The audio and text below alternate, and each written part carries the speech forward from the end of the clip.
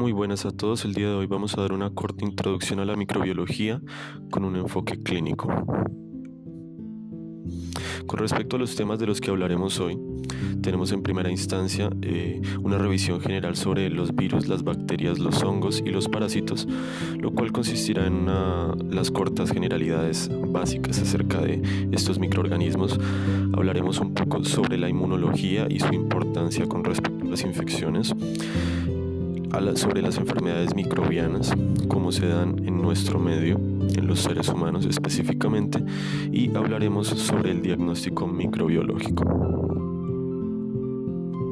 Entonces, demos una introducción. En la actualidad existen miles de diferentes microorganismos. Algunos viven en el interior del cuerpo humano, otros viven en la superficie, sobre la piel, y otros alrededor del ser humano, en las diferentes superficies inanimadas u otros animales. Muy pocos de estos microorganismos pueden provocar enfermedades, pero los que las provocan pueden llegar a generar situaciones graves y enfermedades graves en los seres humanos. Entonces vamos a hablar de los 4 grupos de microorganismos, los cuales son los virus, las bacterias, los hongos y los parásitos. Entonces, con respecto a los virus, son pequeñas partículas infecciosas, generalmente son menores de 200 micras, lo cual impide que sean normalmente visualizados a través del microscopio óptico. Estas son partículas que en su interior contienen ADN o ARN, tiene que ser el uno o el otro, o actualmente en el caso de los mimivirus pueden llegar a contener ambos. Entonces, ¿qué otras consideraciones vamos a tener aquí acerca de los virus?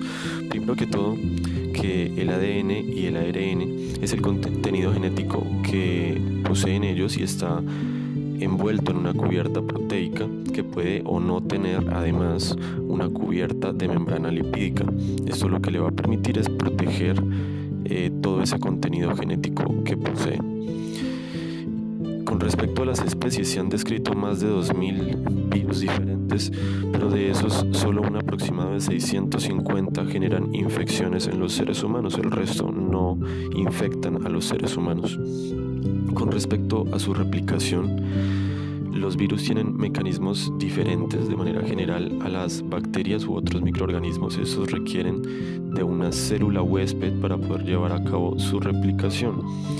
Por eso son considerados parásitos verdaderos. Estos virus lo que hacen es ingresar su contenido genético en las células del huésped y robarse o secuestrar los mecanismos de síntesis de la célula huésped, como su retículo endoplasmático, para fabricar su progenie, para realizar su replicación y producir más virus que continuarán infectando a otras células.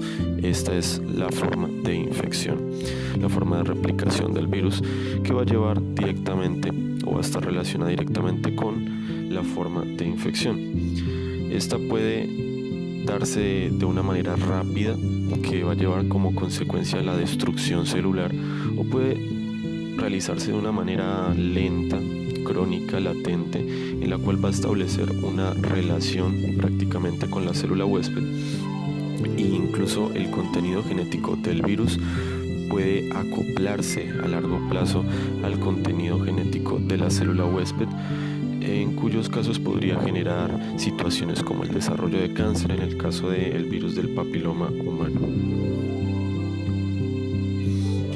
Y pasamos a las bacterias. Las bacterias se consideran organismos procariotas y se reproducen por división asexual. Estos poseen una pared celular compleja y existen 2 formas básicas en las que se presentan esta pared. En el caso de los gram positivos, tienen una gruesa capa de peptidoglucano, y en los gram negativos tienen una delgada capa de peptidoglucano. Adicionalmente, van a tener una membrana externa. Entonces, ¿qué consideraciones hay que tener en cuenta sobre las bacterias? Primero, que están presentes de manera normal en nuestro cuerpo. Este grupo de bacterias que están presentes de manera normal se denominan microbiota.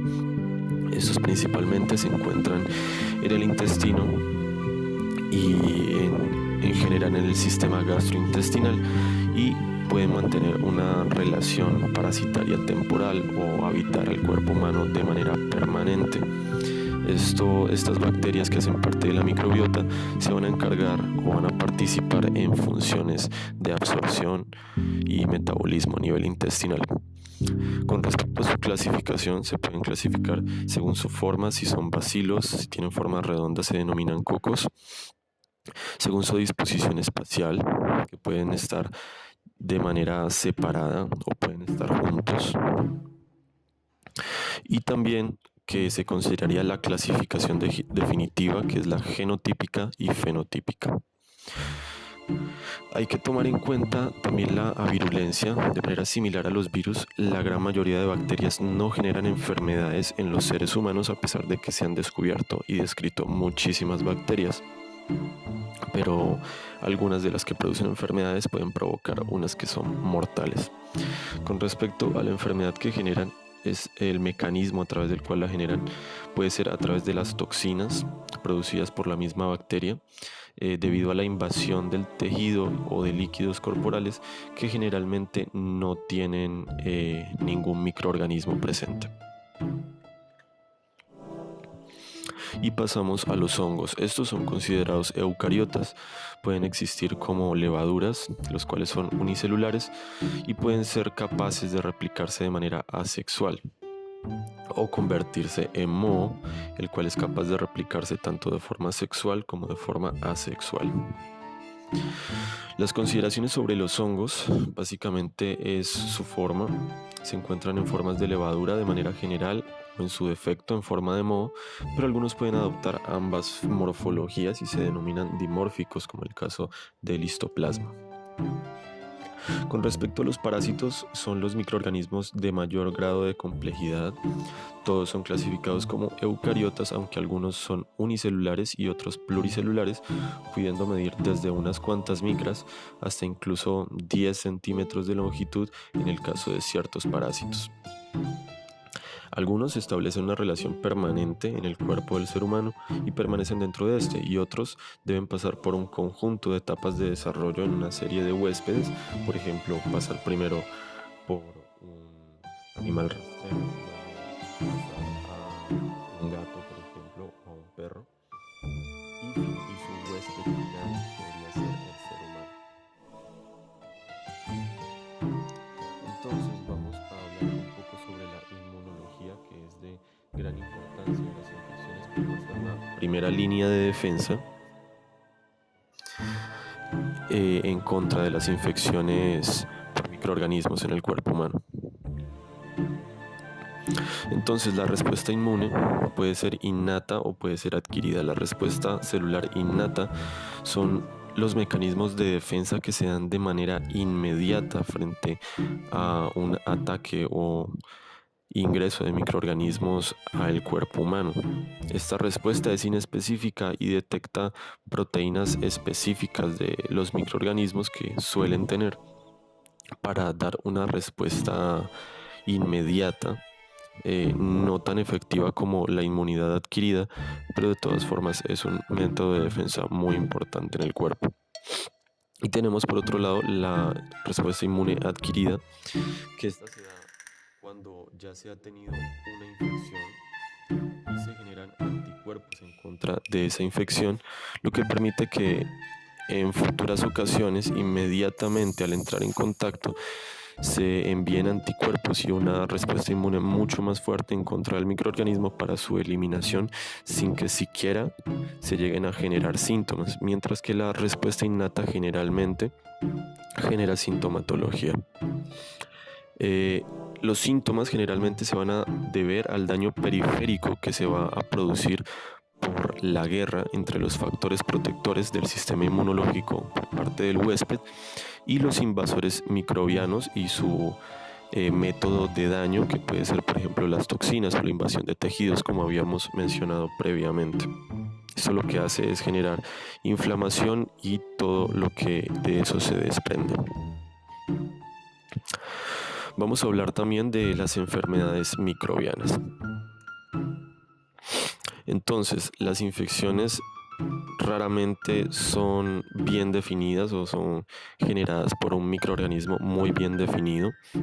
Generalmente un solo microorganismo puede presentar diversas infecciones, como por ejemplo el Staphylococcus aureus, que puede producir una neumonía, puede generar infecciones en la piel, puede producir una meningitis.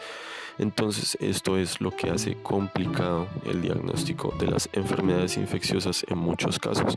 Por esto es de vital importancia conocer las bases sobre cada microorganismo, cada grupo de microorganismo, para entender y poder deducir, de acuerdo a la forma en la que se presenta un paciente, cuál sería el diagnóstico más aproximado.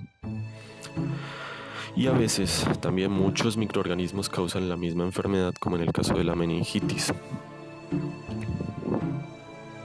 Con respecto a las consideraciones sobre las diversas infecciones, el origen puede ser endógeno o exógeno. En el caso de las endógenas, generalmente se van a dar microorganismos que están ya dentro del cuerpo, como puede ser la microbiota, en casos de personas que su sistema inmunológico no está funcionando bien, lo cual se denomina inmunosupresión, o personas que sufren algún tipo de trauma, por ejemplo, un trauma abdominal o, por ejemplo, una apendicitis, puede llevar a que las bacterias endógenas generen una infección. Y las exógenas son las bacterias que están en el exterior y pueden llegar a generar infecciones en el ser humano cuando entran en contacto con este. Con respecto a la interacción, bueno, no puede ser una enfermedad grave o no.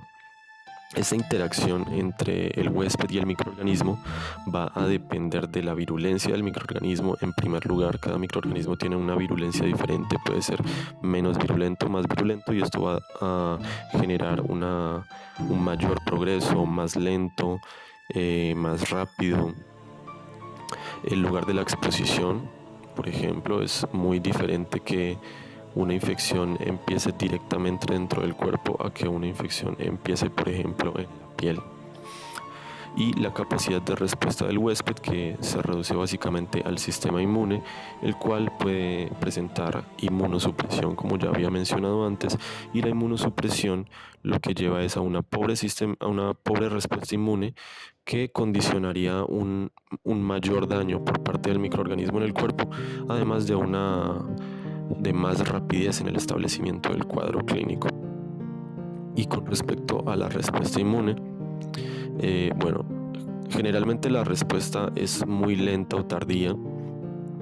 La mayoría de veces se da de manera adecuada mediante la respuesta innata, y luego se adquiere una inmunidad que es la adquirida, y esta lo que va a permitir es que se genere inmunidad para el resto de la vida.